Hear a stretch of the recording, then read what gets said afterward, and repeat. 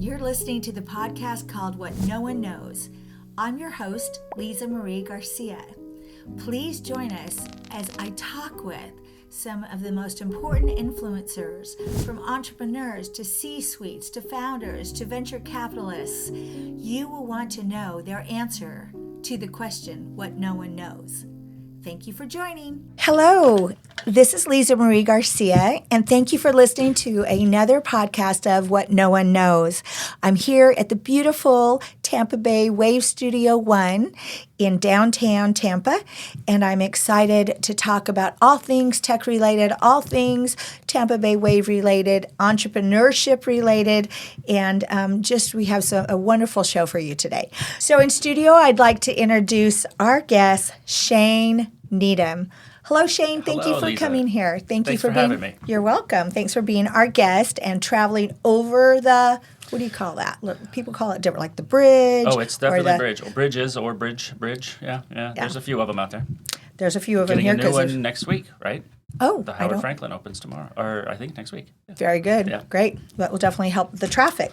We'll So thank you for being here in studio, and we are excited for you to be our guest and dig into who you are, let people know, all the activities that you do in the ecosystem of entrepreneurship, St. Petersburg ecosystem and Tampa Bay ecosystem as well.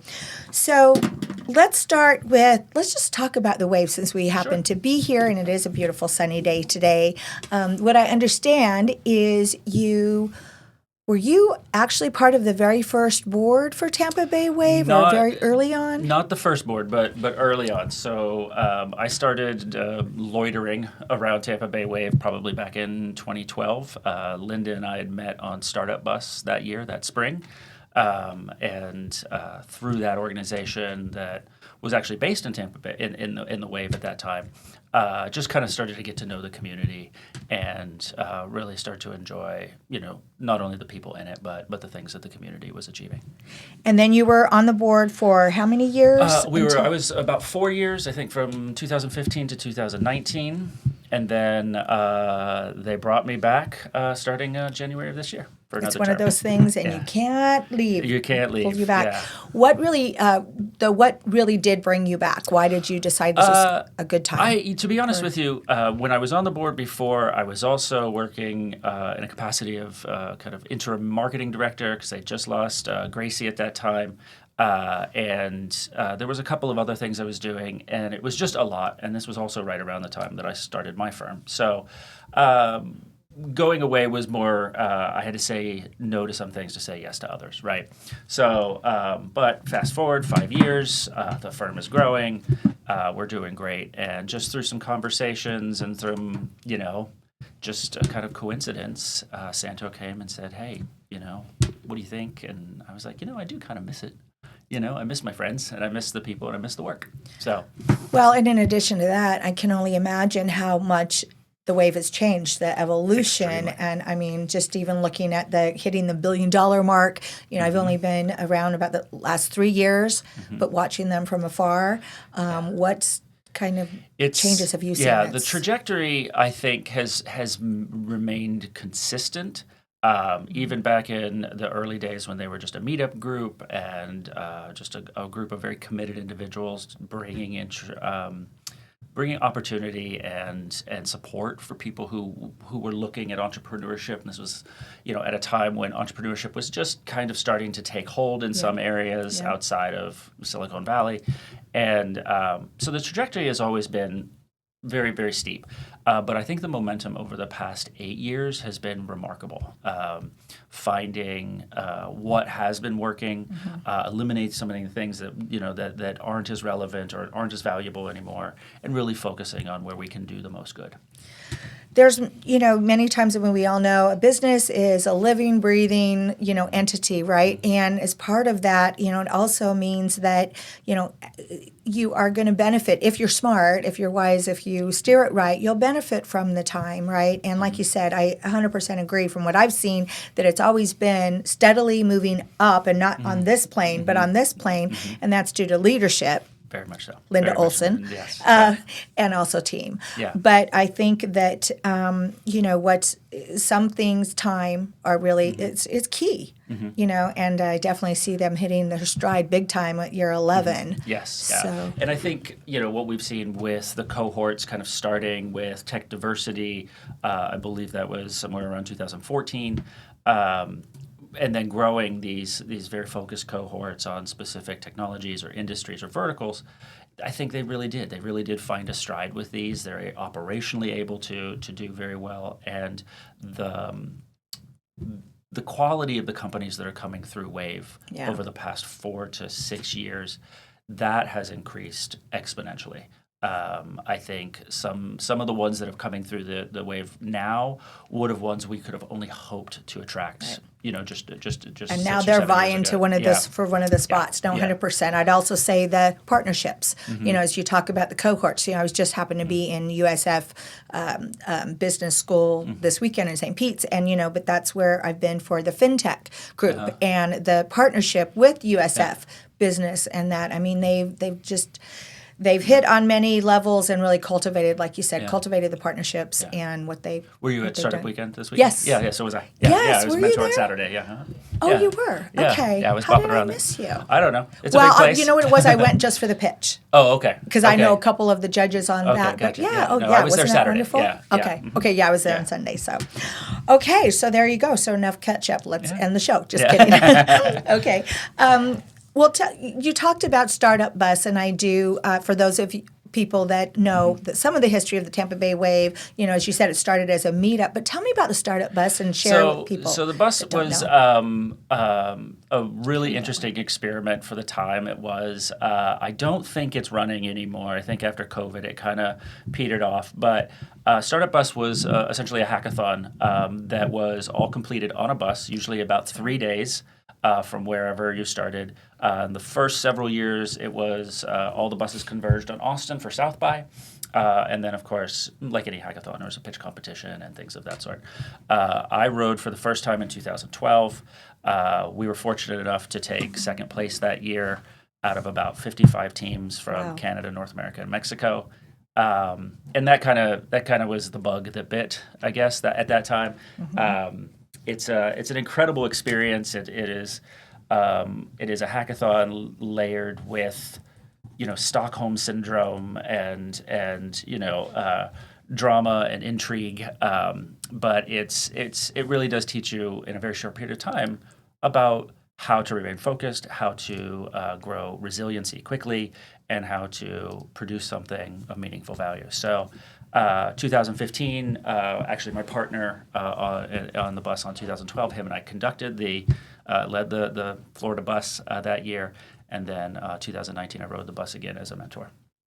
I think it's so cool. Yeah, I had heard that story before. Getting a little old to spend 3 days on a bus, so next time I'll just fly wherever they stop. I'll meet you there. The rest of you there. stay in a Class A motorhome or whatever it might be now. But very cool. All right. Well, so as I had mentioned at the beginning, and even your. I need my glasses to read this. Even, the work that you've done with several enterprise-sized clients, Buffalo Wild Wings, and, and your part with the Economic Development Corporation, you had a time when you were at the forefront of the Publix.com and working with that client. Can you kind of share what you did with them? So my background is in advertising and marketing. Actually kind of came up on the journalism side and made the switch about 20 or so years ago. And during my last tenure at an actual ad agency here locally at 22 Squared, Publix was a long-running client of that agency. And I had the privilege of working on the redesign back in, I believe that was 2012, I might have that date wrong, but somewhere in there, 2012, 2014. It was a huge project with a lot of collaboration across a lot of departments, a lot of people. It was, I think our piece of it was, almost 2 years in terms of a project. And we were working on a site that hadn't been redesigned since the late 90s.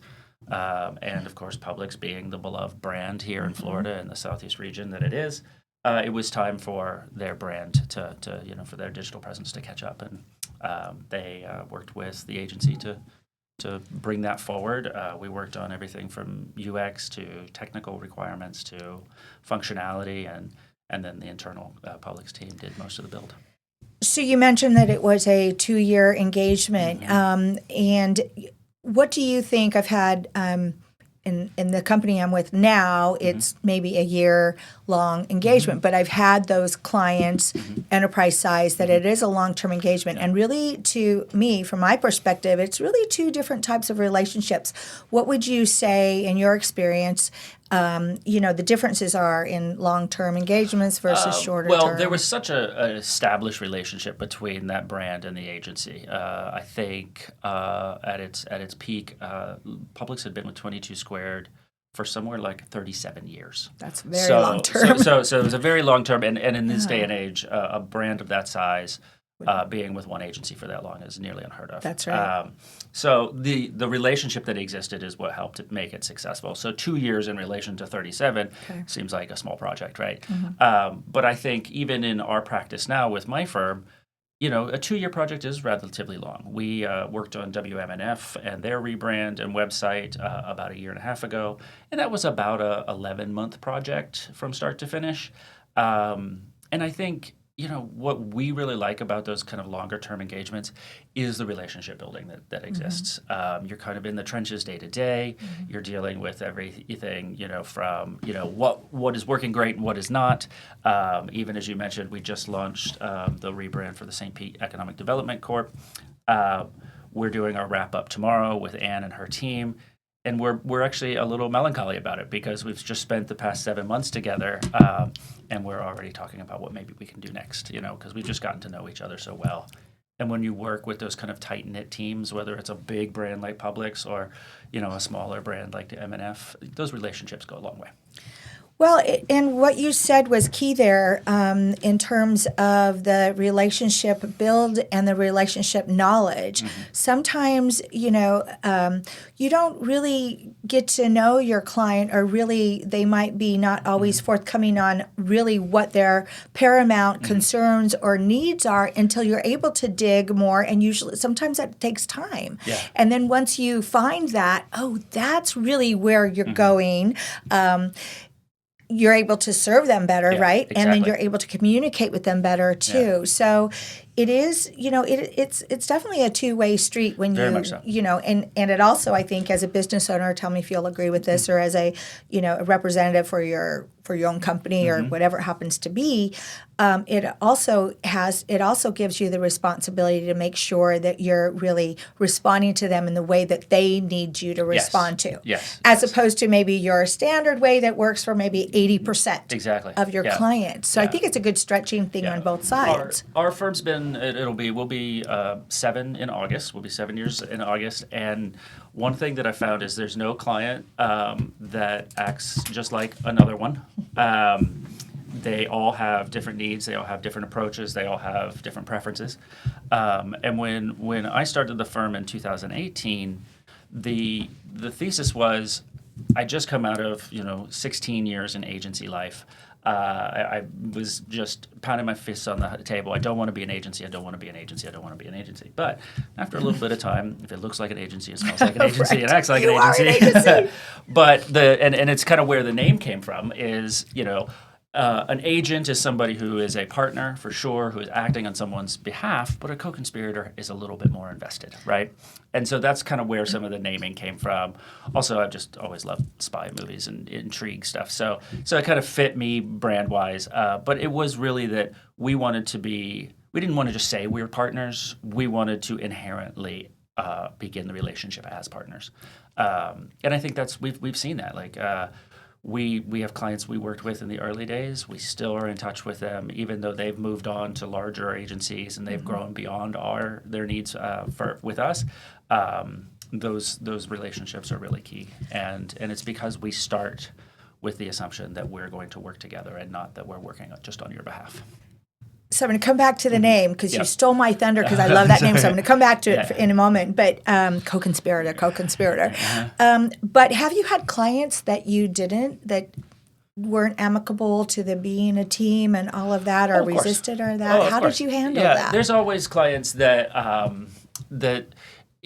do just want kind of, I need you to do what I need you to do. I don't need you to do more than that. I don't need to talk to you every day. We don't need to go to lunch. It's a very business relationship. And I think that's one thing that we're able to do is be very flexible in that way, and understand that that's not a personal thing. It's not necessarily a metric of our performance. That's just how those clients operate. And if we can kind of just use some emotional intelligence and respond in kind, and find other ways to connect, that's where the success comes in. So with that emotional intelligence, and yes, I agree, it requires that, and I'd say / some maybe maturity, wisdom, right? Just to make my own term up there. Is there, though, sometimes when, it's that they're unreasonable, I'll think of a better word, and that it's probably, not the best fit for either one of you. And how do you handle? Have you had that come up? Yeah, we've had some of those where we've had to just kind of part ways, agree to disagree. Those are never fun. Those aren't great days at the office for sure. But it usually leads to longer tail impact. But what it does lead you to do is look at the situation, hopefully somewhat objectively. Also with some accountability and go, what did we need to do differently? How could we be accountable to doing it better next time? Certainly learning from it is key.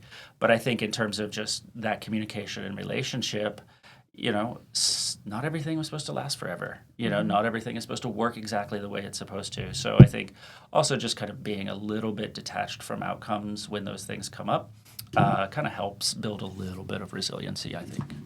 That's your hashtag for the show, detached from outcomes, right? It sounds easier than it is, but it's so incredibly key. Difficult. Right? Yeah. You can just say we it, all go but who in knows with if you felt predetermined, things we want and things we hope Yeah. for. But sometimes it doesn't work out. But it's all experience that you can count on. No, fantastic. And I wanted to go there because sometimes, we have listeners that are startups, listeners that are wanting to become entrepreneurs, new business owners, founders. Maybe they've only been around 2 or 3 or 4 or 5 years even, right? Less. And it's a big lesson to learn that you're going to have clients that you're just not on the same wavelength. And what we've started to do is in our initial meeting with a client, once they've signed the contract and we're, starting with our first agenda, we make it very clear that our most successful clients, authors, are ones that 100% embrace the team concept. Yeah. We're going to ask things from them that they're going to need to do. They're going to, ask from us. And it's just what we've seen, right? When you work as a team and give and take and mutual respect, you can soar to where you need to soar when there's not that. And I like what you said, where they say, well, they don't want to go to lunch. They don't want our great ideas. And sometimes that does kind of astound us because it's like, well, we kind of know after best practices and some years, like you said, 7 years, you'll know, hey, if you go on this road, you might get here. They don't want to know that. Yeah. And so you have to, like you said. And I think there's a part where those relationships can still be successful. Right, they can still be impactful, and they still can. Not only can you obviously learn from them, like we were just saying, but we can actually, make a positive impact on the business. Again, if we meet them where they are, as opposed to where we want them to be. Right. Yeah. Again, lots of wisdom coming from you.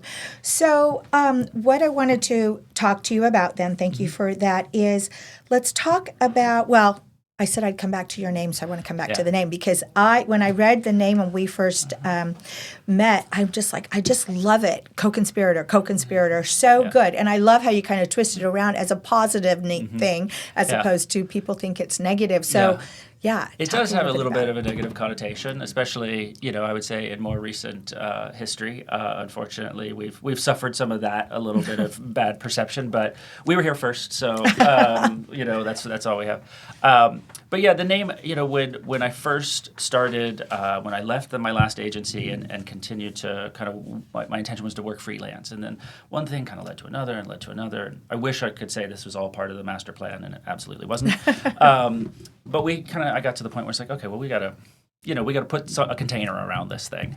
And naming is, in a branding shop, is one of my most hated projects. They can be a lot of fun, but there's so much emotional attachment to name that it can often be one of the worst projects you can work on. And they all tend to go, someone internally has an idea for a name. They use it as an interim, and then inevitably they come back to it, and then they wonder if they have to pay you for all your work. That has happened, I would say, 90% of the time. Really? On That's most interesting. of the naming projects. So we don't do a lot of naming. Anyway, but for ourselves, I was looking for something that was kind of a single word. I didn't want it to be too esoteric. You see ad agencies these days, and it's everything from the guy's name to or nose. to something crazy, spinach quesadilla, right? Right. And so we wanted something meaningful and something that meant something to us. And at the time, it was just myself and my project manager, and it was how we worked together. It was how we were already kind of working with our clients. And it was really what we wanted to kind of hold ourselves to, is to be that we're not just a partner. We're not just an agent. We're in this with you, right? Like this is as much our business as it is your business, even if our name isn't on the door, right? And it's really helped us kind of keep that value and that promise in mind. And of course, we can always have fun with all the brand extensions, because like even you and I were talking earlier about some phishing emails that have been going out. We literally, when we got hit with it earlier this week, I had somebody come back and go, "Is this just on brand for you?" Like talking about the nefarious nature of things, right. Which I thought was great. You're like, darn, why didn't I think about that? Why did I think about that? That's our next marketing. So yeah, that's where the name came from, and it was really out of primarily out of wanting to act a little differently with our clients than we had been taught to ask through our careers, because a lot of times there's layers and things in agencies where the best talent is kind of handcuffed because there's processes and only certain people can talk to the clients, and any corporate structure gets that way. But we wanted to do it a little differently. That's how every agency starts, is a couple agency people moving off and saying, "Hey, we're going to do it differently." Right. We're going to hang up our own shingle. That is not at all original, but it's cool. You're talking about the name. So for us, that's the book title. Yeah. And it's so important, though. So paramount, so important. And interesting how you said, and then they usually come back to, kind of for us, I wouldn't say it's that they come back so much to the title, because we can usually talk them out of a overused title, trending title that's going to show, the age and the year, and then a too wordy title. So we're usually okay with that. What we sometimes come back to on that 90% is when they have this idea of this image that they want into it. And, and you go around and around and around, and we show them, like 38 different book concepts, no exaggeration. And then at the end of the day, they want their picture on it, again, it's their book, just like it's their name, it's their decision. Exactly. But it's that's fun. What you said find there. that working very closely with founders and leadership, most of a brand is in those people. Yes, right. 100%. And our job most of the time is to take an inventory of those ingredients, and then we're charged with preparation and presentation. Right, because those inherent things already exist. We've just got to tease them out and then combine them with some other things. And a lot of that goes back to what we were talking about, getting to know that founder, on the deeper level. Yeah. So, I remember probably around the same age group, the profile of the C-suite wasn't a part of the brand, and now that is the brand. Yeah. But never the twine shall meet. It was, who knew even what their names were. Yeah. Now it's forefront. Yeah. So, and even though they were driving it. Okay, so one of the questions as you were talking about experience is there a trade or a skill or a lesson that you've learned through your experience, professional experience of doing this so many years with the agency and now with your own firm, that you think is a great, lessons learned for the listeners? Yeah, and this was the question that when you sent them over was the one I paid the least attention to. So it's always how it works. Yeah, because it's like, oh, well, that one takes a little works. bit thought. I'll come back to it. Forget it. She won't ask me that question. But, it's always amazing what happens when you just put something in the back of your head. But I think one of the things, and this is maybe even a somewhat recent thing, or at least a recent reminder, is the importance of resiliency. Whether it's business processes and operations and security, those are certainly part of it, but also just how you approach those inevitable challenges that come through with running a business, right? We had a great success and a great trajectory those first 5 years. In that time, I brought on 2 partners that I'm very still to this day kind of astonished that I was able to con them into joining me. But they're still here and we're still running strong, and it's been some of the best work that our firm has done since they joined in 2021.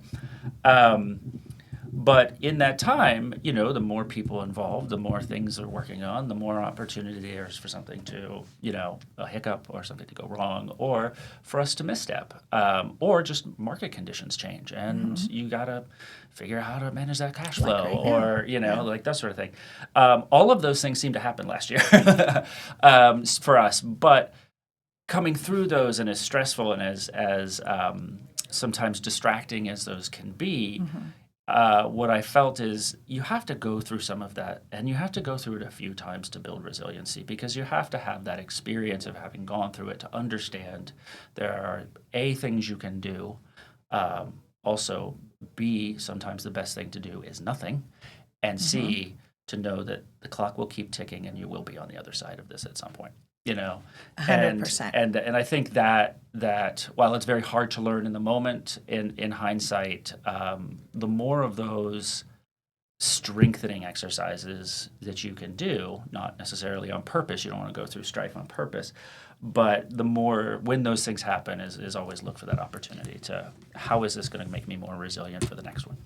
I'm like cheering inside. Yeah. I mean, absolutely. Strife equals strength. Yeah. And like you said, you don't wish for it, but it is inevitable. And the more times that you see that it will all be okay, you believe it and you stand in it. Yeah. We'll get through this. It will all be okay. And it's like, when you're first starting in that journey, you kind of imagine, okay, what would I do when it's the fan, right? Yeah. But now through experience, you don't have to imagine it. You remember it, and you're learning from it, right? So I think that's one thing that you can only learn through experience is really what those challenges can bring you in terms of glory on the other side. Thank you. Great answer for that. Okay, I knew that the time would go fast, so I have just the one question, and it's the show. That's the show's name.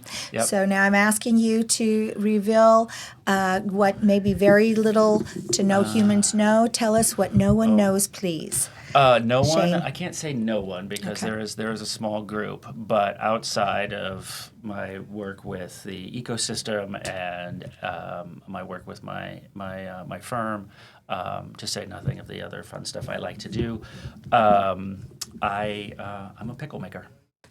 Pickles, real pickle, not pickleball. Not pickleball. I'm a pickleball fan, but pickle. Plenty of people doing that. Yes, pickles. Yeah, so I've been doing that. I almost launched my own brand back during the pandemic, but never quite got it off the ground. It's always in the back of my head. But you need to launch it. Yeah, but I've got Coconspirator pickles, co-pickles. Well, it's called something else. I'm Obviously. kidding. But yeah, I've been making them for about 15 years, and just for friends and family, and so far I've only had a few people go, yeah, you know what, those aren't for me. So I love different kinds of pickles. It's so cool. Yeah. Very cool. That's one of our most interesting what no one knows, Shane. So thank you for that. Absolutely. Oh my goodness. Well, thank you for being on the show. Thank you for having me, Lisa. Thanks for all your wisdom and what you shared with the listeners and watchers, and thank you for listening to What No One Knows. Thank you. Thank you for listening to our show, What No One Knows. If you'd like more information regarding our guests, it's in the description below, as well as if you'd like to work with our publishing and promotion team, that you can also find in the links. Thank you.